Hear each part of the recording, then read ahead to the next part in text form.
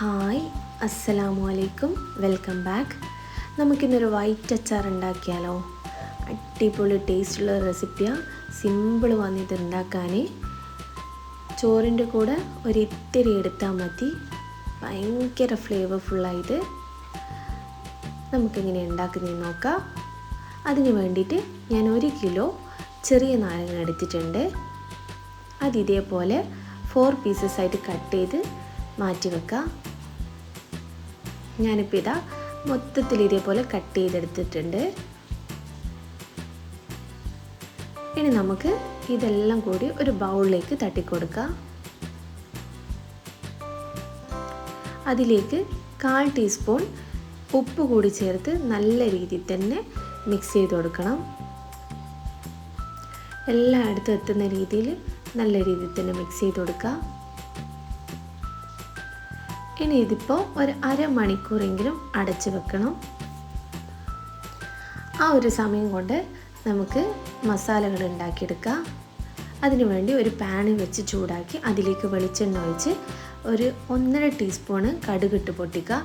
അതിലേക്ക് 3-4 വറ്റൽമുളക് ഇതേപോലെ പൊട്ടിച്ചിട്ട് കൊടുത്ത് ജസ്റ്റ് ഒന്ന് വഴറ്റി കൊടുക്കുക.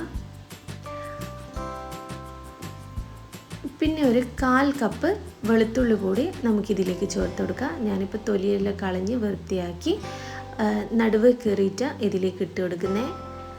അതിനുശേഷം ജസ്റ്റ് ഒന്ന് സോട്ട് ചെയ്ത് കൊടുക്കാം. ഇതെല്ലാം ചെയ്യുമ്പോൾ ലോ ഫ്ലെയിമിൽ വെച്ചിട്ട് വേണം ഇതൊക്കെ ചെയ്ത് കൊടുക്കാൻ. പിന്നെ എരിവിന് ആവശ്യമായിട്ട് ഞാനിപ്പോൾ എടുത്തിട്ടുള്ളത് കാന്താരി മുളക്. നിങ്ങളുടെ അടുത്തില്ലെങ്കിൽ സാദാ മുളക് ചേർത്ത് കൊടുക്കുക. കൂടുതൽ ടേസ്റ്റ് കാന്താരി മുളക് തന്നെയാണ്. എല്ലാം കൂടി നല്ല രീതിയിൽ മിക്സ് ചെയ്ത് കൊടുക്കാം. പിന്നെ അതിന് ശേഷം ഒരു പിടി കറിവേപ്പില കൂടി ചേർത്ത് കൊടുത്ത് നല്ല രീതിയിൽ മിക്സ് ചെയ്ത് കൊടുക്കണം. ഇനി നമ്മൾ നേരത്തെ കട്ട് ചെയ്ത് ഉപ്പ് പെരക്കി വെച്ച ആ നാരങ്ങ കഷ്ണങ്ങൾ ഇതിലേക്ക് ചേർത്ത് കൊടുക്കുക. നീരോട് കൂടി തന്നെ ചേർത്ത് കൊടുക്കണം. അതിനുശേഷം എല്ലാം കൂടി നല്ല രീതിയിൽ തന്നെ മിക്സ് ചെയ്ത് കൊടുക്കുക. ഇതിൽ നിന്ന് നാരങ്ങ കഷ്ണങ്ങളിൽ നിന്നെല്ലാം നല്ല രീതിയിൽ തന്നെ നീരൊക്കെ ഇറങ്ങി വരും. ആ ടൈമിൽ നമുക്കൊന്ന് മൂടി വെച്ച് വേവിക്കാം. മൂടി തുറന്ന് നോക്കുമ്പോൾ നാരങ്ങയിൽ നിന്നുള്ള വെള്ളങ്ങളെല്ലാം ഇങ്ങോട്ടേക്ക് ഇറങ്ങി വന്നിട്ടുണ്ടാവും.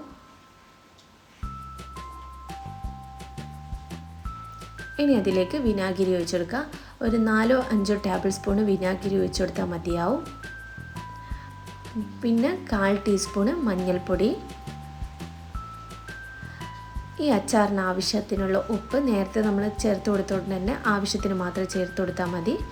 പിന്നെ 3 ടേബിൾ സ്പൂണ് പഞ്ചസാര കൂടി വേണ്ടി വരും. ഒട്ടും പേടിക്കണ്ട, മധുരം കൂടി പോകുന്നില്ല. അത് 3 ടേബിൾ സ്പൂൺ തന്നെ ചേർത്ത് കൊടുത്തോ. എല്ലാം കൂടി മിക്സ് ആയതിന് ശേഷം 1/4 ടീസ്പൂണ് ഉലുവ പൊടിച്ചതും കൂടി ഇതിലേക്ക് ചേർത്ത് കൊടുത്ത് മൂടി വെച്ച് ഒരു 5 മിനിറ്റ് വേവിച്ചെടുക്കാം.